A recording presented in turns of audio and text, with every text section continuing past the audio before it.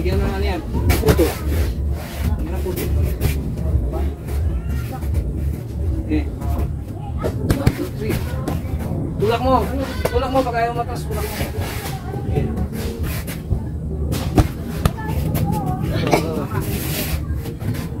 Kaliwa. Panca kaliwa. Suntok kaliwa. Yan. Kapit. Kapit. Panca. Yan. Ganyan. Tama yan. Ha? So, kayo naman, kayo may hawak ng ano, tibayan nyo kasi yun yung practice nyo para marunong kayo tumanggap ng padyak, di ba? Hirap eh, di ba?